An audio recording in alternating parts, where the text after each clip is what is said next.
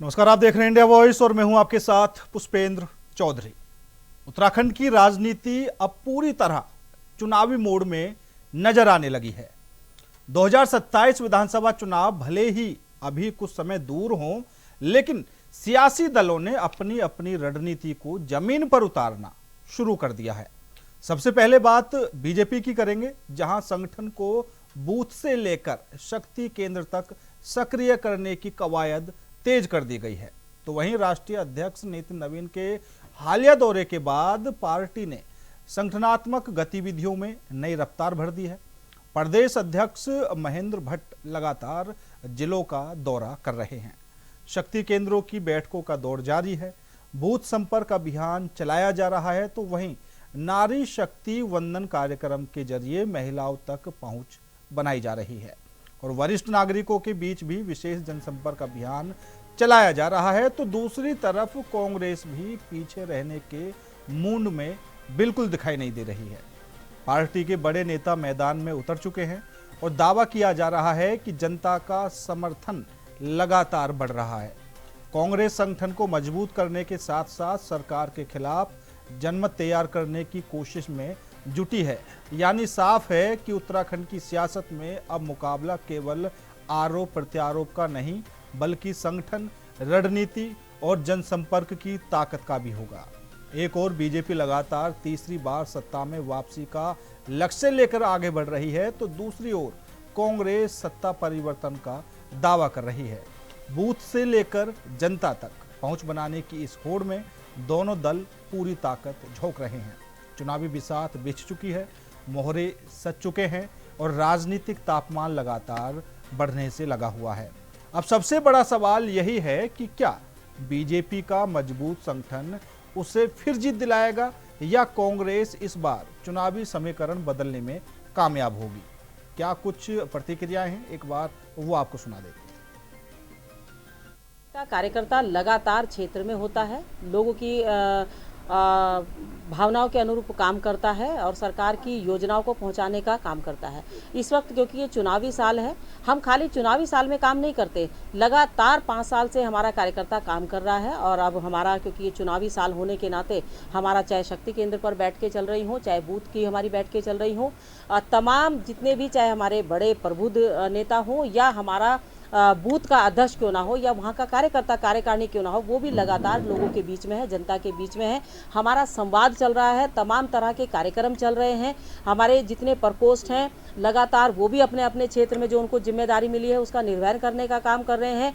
चाहे युवा मोर्चा हो, चाहे तमाम हमारे प्रकोष्ठ हो, चाहे महिला मोर्चा हो, सब लोग मिल करके इस वक्त जो हमारा संकल्प है, जो हमारा ध्येय है कि तीसरी बार भारतीय जनता पार्टी की सरकार उत्तराखंड में बने, यहाँ पर हैट्रिक लगे, इसको लेकर हम काम कर रहे हैं। और हमारा जो एक जनता के बीच में जाने का जो हमारा मकसद है कि हमारी प्रदेश की और राज्य की केंद्र की जो योजनाएं हैं लगातार वो लोगों के बीच में कैसे पहुंचे, इस पर हम काम कर रहे हैं। उत्तराखंड में आज कांग्रेस बहुत मजबूत स्थिति में है। हमारे पार्टी के सभी वरिष्ठ नेता सारे एक साथ कार्यक्रमों में नजर आ रहे हैं और उसी की परिणति है कि आज गढ़वाल में और कुमाऊं में, अन्य क्षेत्रों में जो कार्यक्रम लगे हैं हमारे नेताओं के लगे हैं। कुछ हमारे गढ़वाल में जा रहे हैं, कुछ हमारे कुमाऊं में जा रहे हैं, कुछ नेता हमारे तराई के क्षेत्रों में जा रहे हैं। आज कांग्रेस पूरी मजबूती के साथ है। ये भारतीय जनता पार्टी की ये उन्होंने जो राग अपना रखा, कांग्रेस के अंदर गुटबाजी है, कांग्रेस एकजुट नहीं है, तो ये गलत तथ्य है। कांग्रेस आज मजबूती के साथ खड़ी हुई है। भारतीय जनता पार्टी को सोचना चाहिए कि आज उनकी स्थिति क्या है। जिस क्षेत्र में जा रहे हैं उनके मुख्यमंत्री का विरोध हो रहा है, उनके मंत्रियों का विरोध हो रहा है, उनके विधायकों का विरोध हो रहा है, क्योंकि उन्होंने ऐसा कोई भी काम नहीं किया जिसको हम भारतीय जनता पार्टी की उपलब्धि कह सकें। आज पार्टी मजबूती के साथ खड़ी है, हमारे पार्टी के सभी वरिष्ठ नेता एक साथ हैं और इसका रिजल्ट ये मिल रहा है कि लोगों में एक अच्छा उत्साह देखने को मिल रहा है, जो 2027 में काम आएगी और राज्य के अंदर कांग्रेस की सरकार स्थापित होगी। तो बीजेपी और कांग्रेस की चुनावी रणनीति कहीं ना कहीं बनकर तैयार है और दोनों ही दल चुनावी मैदान में उतर चुके हैं। तो रणनीति भी दोनों ही बनाने से लगे हुए हैं और रणनीति में कौन किस पर भारी पड़ेगा वो भी आने वाले दिनों में पता चल जाएगा। लेकिन कहीं ना कहीं जो 2 बार सत्ता में काबिज है भारतीय जनता पार्टी, उसकी सोच और सपना यही होगा कि लगातार तीसरी बार सरकार बनाई जाए, तो दूसरी तरफ कांग्रेस भी पूरा जोर लगाने से लगी हुई है। संगठन से लेकर जनता तक कई तरह के अभियान भी चलाए जा रहे हैं। सबसे पहले संगठन को मजबूत करने की जो कवायद है वो दोनों ही पार्टियों की तरफ से देखी जा रही है। बूथ स्तर तक कार्यकर्ताओं के साथ बैठकों का दौर लगातार जारी है। भारतीय जनता पार्टी नारी बंधन योजना के तहत महिलाओं तक पहुंचने की जो कोशिश है वो करने से लगी हुई है। तो आज इसी मुद्दे पर करेंगे चर्चा। चर्चा में शामिल होने के लिए हमारे साथ कांग्रेस से आशीष नौटियाल साहब जुड़ चुके हैं। सर, आपका बहुत बहुत स्वागत है। थोड़ी देर में हमारे साथ बीजेपी से कुंवर जपेंद्र जी भी जुड़ेंगे, उनसे भी सवाल करेंगे। लेकिन नौटियाल साहब, जिस तरीके से 2027 की अगर चुनावी तैयारियों की हम बात करें, क्योंकि लगातार 2 बार से भारतीय जनता पार्टी की सरकार है, और जिस तरीके से आपके खेमे से कहा जा रहा है कि भारतीय जनता पार्टी के जो नेता हैं, जो मुख्यमंत्री हैं, जो विधायक हैं, वो अगर जनता के बीच में जा रहे हैं तो उनका वहां पर भी विरोध होने से लगा हुआ है। रणनीति के मुकाबले में हमेशा देखा जाता रहा है कि भारतीय जनता पार्टी कहीं ना कहीं कांग्रेस से आगे रहती है। लेकिन देहरादून, उत्तराखंड की बात करें तो उत्तराखंड में कैसे आप हार से बच पाएंगे, या फिर यूं कह लीजिए कि बीजेपी को हरा पाएंगे?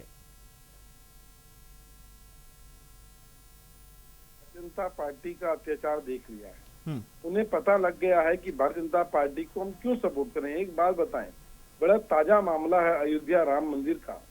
जो व्यक्ति राम के मंदिर में चोरी कर सकते हैं, उन पे कोई कैसे विश्वास करेगा, आप मुझे बताएं। इनकी कौन सी नीति ऐसी है जिसके लिए इनको दोबारा वोट देना चाहिए? अभी बोल रहे थे कि तीसरी बार हम आएंगे। चलो, आप तीसरी बार आके क्या करेंगे?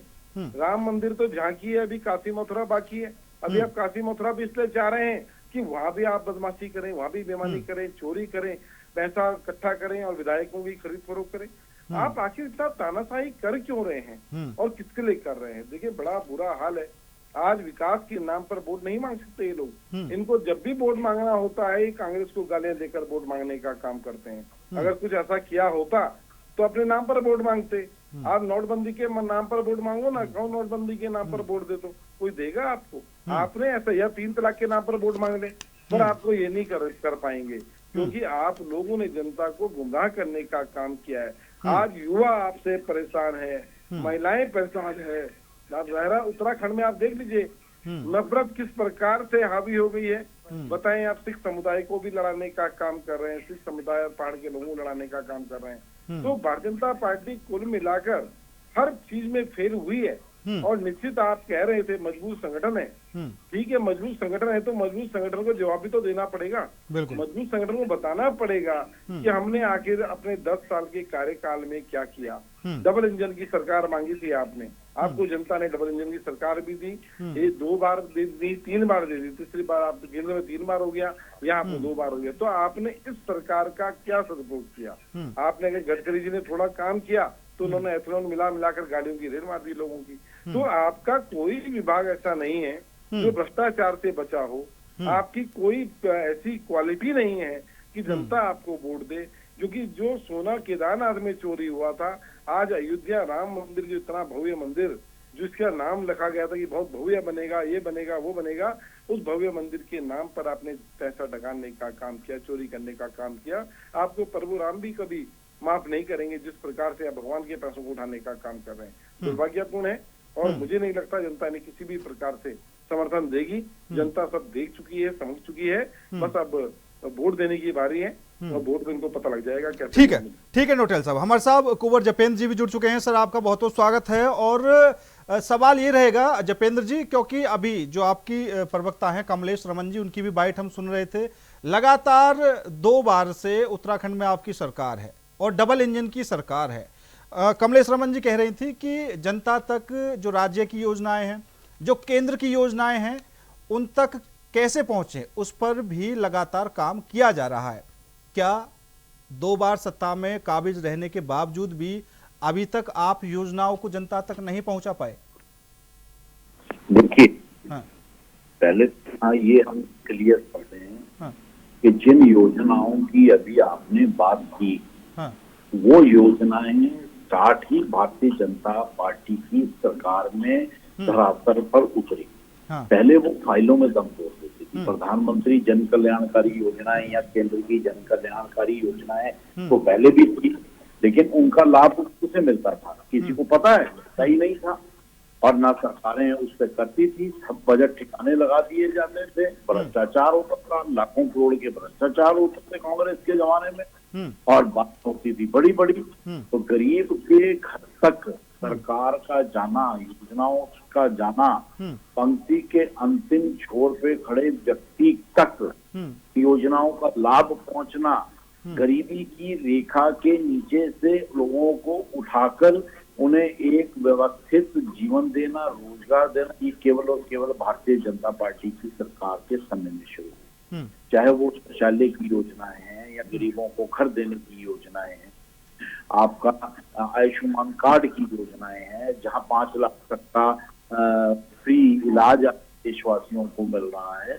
तो ये तो सब पहले भी प्रावधान थे ना संविधान में, ये तो पहले भी हक था ना संवैधानिक रूप से देश के नागरिकों का। लेकिन देश के नागरिकों को संवैधानिक रूप से वो हक दिया कहाँ? उल्टा हुआ क्या कि जब इंदिरा गांधी जी 1971 का चुनाव जीतने के बाद उस चुनाव को जो राजनारायण जी ने और जयप्रकाश जी ने चैलेंज किया, राजनारायण जी उसे लेके कोर्ट में इलाहाबाद ने कहा कि भ्रष्टाचार हुआ है, यहाँ मिसयूज हुआ है पावर का, और यहाँ इन्हें हटाया जाता है, इन्हें चुनाव निरस्त किया जाता है, इंदिरा गांधी अपना पद छोड़े। तो उन्होंने किया क्या? उन्होंने इमरजेंसी लगा दी। अरे भाई, आप उस समय भी तो कांग्रेस में इतने सारे नेता थे, आपको तो आप ही को तो प्रधानमंत्री पद छोड़ने के लिए कहा गया था। आपको नहीं, बिल्कुल कहा गया था कि हाँ, आपकी जपेंद्र जी दूसरा को पता देती, बिल्कुल आप सुप्रीम कोर्ट जाती, आप सफाई देती, हाँ। आप दोबारा आ जाती, लेकिन नहीं, क्योंकि भ्रष्टाचार की चन्नी और देश के अंदर काला अध्याय लिखने का जो एक शुरुआत करी कांग्रेस ने, वो इंदिरा गांधी जी के जमाने में तो पहले से। ठीक है कुंवर साहब, ठीक है, बिल्कुल आपकी बात समझ में आ गई कुंवर साहब। और दूसरा ये, अभी खुद आशीष नोटियाल साहब भी ये बात बोल रहे थे कि बीजेपी विकास कम करती है और कांग्रेस को ज्यादा कोसती है। एक बार प्रियंका गांधी जी ने लोकसभा में भी कहा था कि जब भी कोई मुद्दा उठता है तो तुरंत प्रधानमंत्री जी, भारतीय जनता पार्टी, नेहरू, इंदिरा, इन पर चले जाते हैं। तो उन्होंने कहा था कि एक दिन खुलकर बहस कर लीजिए, जो आपको कहना है एक बार में कह दीजिए। हर बार बार पुरानी चीजों को याद दिलाना, मतलब क्या यही चुनावी मुद्दे रह जाएंगे? जो हो गया उस समय हुआ।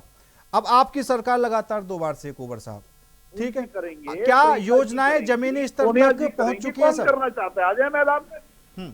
कौन ये बहस करना चाहता है? ऐतिहासिक तथ्य जो इनका काला इतिहास है, जो आंकड़े संसद की कार्रवाई में दर्ज हैं, जो किताबों का हिस्सा बन चुके हैं, जो अध्याय बन चुके हैं, उनके ऊपर ये बहस करने से डरते क्यों है? आए ना मैदान में, तथ्यों को झुटलाए ना। इन्हें तकलीफ ये है कि आजादी के बाद कांग्रेस ने जिस तरह से भारत का इतिहास बदला और इतिहास बदल के इन्होंने उसे तोड़ मरोड़ के पेश किया, तो ये अपने उस काले सच को सामने आने से रोकना चाहते रहे और इन्होंने कभी आने नहीं दिया। जब 2014 हाँ ठीक बात है, लेकिन नौटियाल साहब बोल रहे हैं, जपेंद्र नौटियाल साहब ने कहा है कि उत्तराखंड की अगर बात करें तो कहीं पर सीएम धामी जाते हैं, कोई भी विधायक जाता है, जनता उनका विरोध कर रही है।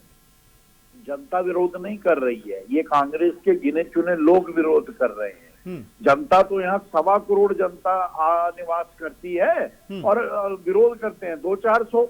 तो अब मान लीजिए 1.25 करोड़ में से कम 2,000, 5,000, 10,000 तो इनके पास कार्यकर्ता हैं, तो वो विरोध करते हैं। तो 1.25 करोड़ जनता में से 1 करोड़ 20 लाख लोग आज भारतीय जनता पार्टी के साथ हैं, धामी जी के साथ हैं, माननीय प्रधानमंत्री मोदी जी के साथ हैं। इसीलिए इनकी रैलियां और जनसभाएं फेल होती हैं, क्योंकि आज देश के अंदर प्रत्येक भारतीय राजनीतिक रूप से भारतीय जनता पार्टी का कार्यकर्ता बनके विकसित भारत की मुहिम में, माननीय प्रधानमंत्री जी ने कहा कि हमें 2047 तक विकसित भारत बनाना है, आजादी को 100 साल पूरे होने वाले हैं। जिस सरकार ने 70 साल इस देश पे राज करा, तो उन्होंने विकसित भारत का कभी सपना ही नहीं बुना।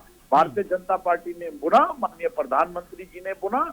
माननीय प्रधानमंत्री जी के उस सपने को साकार करने में उत्तराखंड भाजपा और माननीय हमारे मुख्यमंत्री, युवा मुख्यमंत्री धामी जी उसके कदम चाल मिलाकर साथ चल रहे हैं। ठीक है, तो 1.25 करोड़, ठीक है, ठीक है, ठीक है। चलो अब ये माना जाए, कुल मिलाकर जपेंद्र जी फिलहाल ये माना जाए, क्योंकि अभी तक जो बात चल रही थी कि कुछ योजनाएं हमने शुरू की और योजनाएं अब धरातल पर कितनी पहुंची हैं, या ये जो योजनाएं हैं जो आप वादे करेंगे वो मात्र अब 2027 के मैनिफेस्टो में देखने को मिलेंगे। आऊंगा आपके पास वापस आशीष नोटियाल साहब, क्योंकि जैसे मैंने शुरू में कहा कि जो रणनीति का मामला है, रणनीति में कहीं ना कहीं बीजेपी आपसे एक कदम आगे रहती है।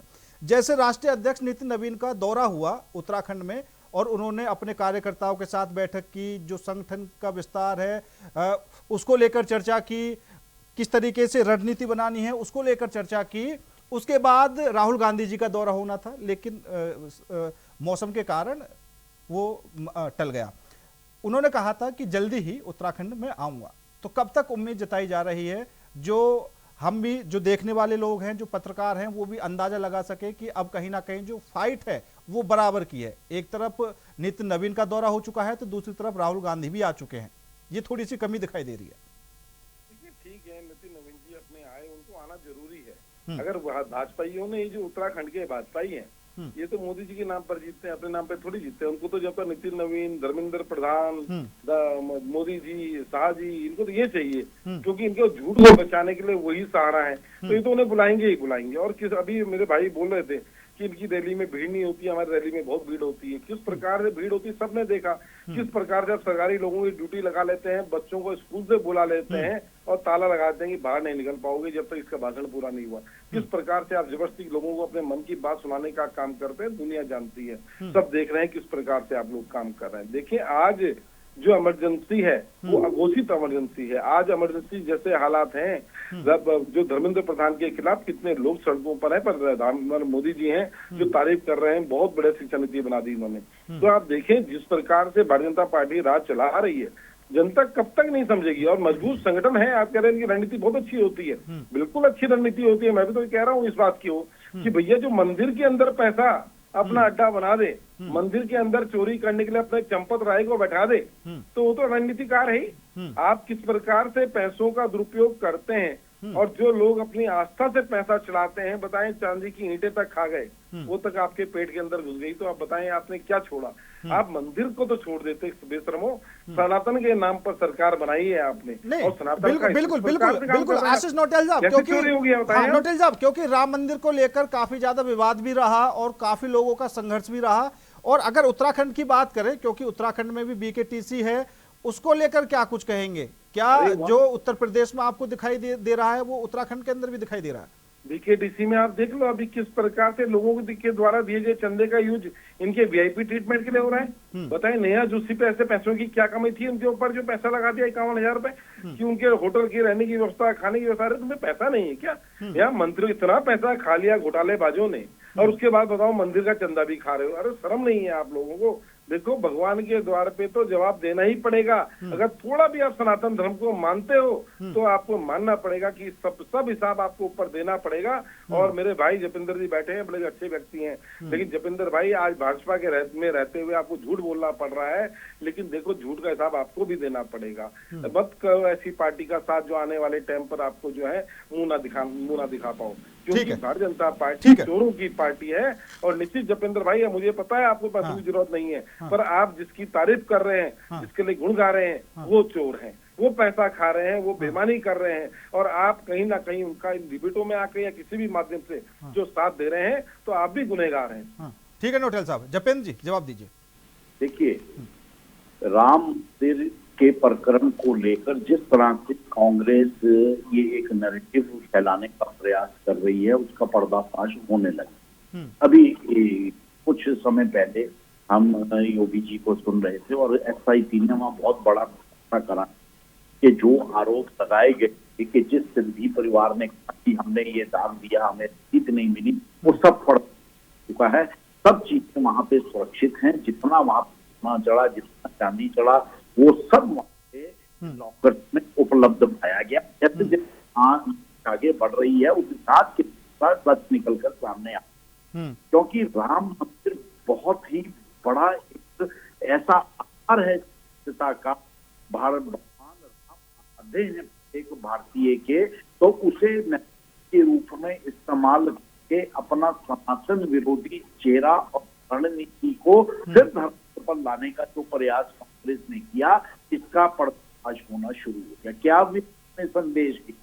विश्व में संदेश यही गया ना कि भाई जिस कांग्रेस ने आज तक भगवान राम के अस्तित्व को नहीं स्वीकारा, आज माथा टेकने नहीं गए, और राम मंदिर के निर्माण के बाद इन्होंने जिस तरह से ये नया नैरेटिव गढ़कर शासन को फिर विश्व में बदनाम करने का प्रयास करा, तो इनकी विचार कांग्रेस की हो सकता है नोटियालजी ना हो, लेकिन क्योंकि है तो ये सनातनी, लेकिन है कांग्रेस में, तो अब क्या करें? ये इनकी विचारधारा, इनकी पार्टी की विचारधारा है, और पार्टी की विचारधारा ये नहीं जा सकते बाहर, नहीं, तो वो नैरेटिव फिक्स करने का प्रयास। जपेंद्र जी एक तरफ आप बोल रहे हैं कि कांग्रेस लगातार नैरेटिव फिट करने की कोशिश कर रही है, लेकिन ये जो चंदा चोरी के विवाद में 8 लोगों को गिरफ्तार किया गया है, इनमें चंपत राय भी हैं, इसके बारे में क्या कुछ कहेंगे?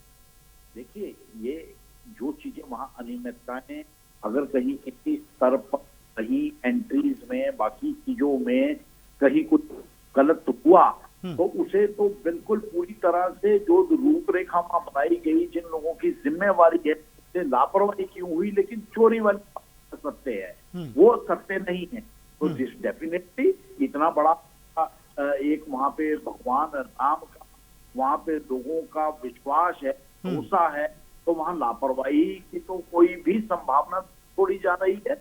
इसीलिए एसआईटी की जांच बनाई गई, वहां पे जहां थोड़ी सी कमी पाई गई तो सबको वहां पे संदिग्ध करने का प्रयास किया जा रहा है। लेकिन जिस तरह से कांग्रेस ने नैरेटिव फिक्स करने का प्रयास किया और भगवान राम के स्थान को बदनाम करके विश्व में एक नई चर्चा को जन्म देने का प्रयास करा, उसमें कांग्रेस पूरी तरह से विफल हो चुकी है, और वहां के आरोपों को निराधार पाया गया।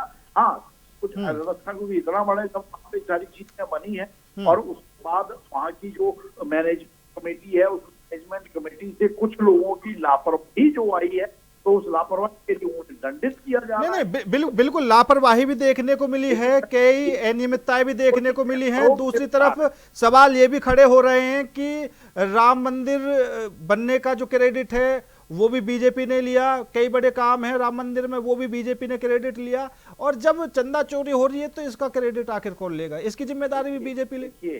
देखिए, सर्जिकल स्ट्राइक का क्रेडिट बीजेपी ने लिया, भारतीय सेना को मजबूत करने का भी क्रेडिट भारतीय जनता पार्टी किया, सैनिकों के आत्मसम्मान को जिंदा करने का क्रेडिट भी भारतीय जनता पार्टी ने किया, कश्मीर के मुद्दे को हल करके कश्मीर के अंदर एक देश एक संविधान परंपरा स्थापित कर भारतीय संविधान का सम्मान भी भारतीय जनता पार्टी ने किया, राम मंदिर का निर्माण भी भारतीय जनता पार्टी ने किया। नहीं, बिल्कुल मैं वही बात बोल रहा हूं कि अगर आप किसी चीज का क्रेडिट ले रहे हैं और उसमें कभी कुछ कमियां निकल जाएं तो उसकी जिम्मेदारी भी लेनी चाहिए फिर कि हाँ हमारी जिम्मेदारी है, उस बात पे बात कर रहे हैं। ठीक है जपेंद्र जी, मैं आऊंगा, आपके पास समय थोड़ा कम है। नोटियाल साहब, क्या राम मंदिर का मुद्दा आप 2027 चुनाव में उठाएंगे? देखिए, राम मंदिर कोई मुद्दा नहीं है। राम मंदिर के अंदर राम नहीं, क्योंकि जपेंद्र जी बोल रहे हैं कांग्रेस नैरेटिव सेट करने की कोशिश कर रही है। मैं तो प्रभु राम से प्रार्थना करूंगा कि मेरे भाई जपेंद्र आज जरूर झूठ बोल रहे हैं इस चैनल में आज जाकर कि हमने कुछ नहीं किया, ये नहीं किया, उनके बचाव में इन्होंने नहीं खाया। मैं पूरी विश्वास के साथ कहता हूँ, इनके पास 1 रुपया नहीं है, पर इनकी भाजपा के खाते में सारा पैसा है। राम मंदिर का पैसा इनकी भाजपा ने खाया है। तो भगवान श्री राम जो है आपकी भी रक्षा करें और आपके झूठ के लिए आपको माफ करें, क्योंकि आप इस पार्टी में हैं, आपका दायित्व है झूठ बोलना, इसलिए आप झूठ बोल रहे हैं। लेकिन देखिए, निश्चित ये मुद्दा नहीं है, ये एक चर्चा का विषय है, और इस चर्चा होती जाएंगी, हर घर में चर्चा होगी कि जो कहते थे हम प्रभु राम को लाए हैं, वो सनातन का आप बार बार मान करने का प्रयास। चलिए ठीक है, ठीक है नौटियाल साहब, आपका भी, जपेंद्र जी आपका भी बहुत बहुत धन्यवाद मेरे साथ इस खास चर्चा में जुड़ने के लिए। लेकिन फिलहाल जो उत्तराखंड में सियासी माहौल गरमाया हुआ है वो है 2027 चुनाव की तैयारियों को लेकर, और तैयारी में ना तो भारतीय जनता पार्टी पीछे है और ना ही कांग्रेस पीछे है। दोनों ही दल पूरी जान लगाकर चुनावी मैदान में उतरे हुए हैं और जनता तक कैसे पहुंच बनाई जाए, हर एक व्यक्ति तक कैसे मिला जाए, उस रणनीति के हिसाब से बीजेपी कांग्रेस दोनों तरफ से कार्य किए जा रहे हैं। एक तरफ बीजेपी संगठन में रहकर चर्चा भी कर रही है और नारी वंदन योजना के तहत महिलाओं तक पहुंच बनाने की कोशिश कर रही है, तो दूसरी तरफ कांग्रेस भी लगातार चुनावी मैदान में उतरी हुई है। लेकिन देखना यह होगा राहुल गांधी आखिर कब तक उत्तराखंड का दौरा करते हैं। फिलहाल मेरे साथ इस खास पेशकश में इतना ही। नमस्कार।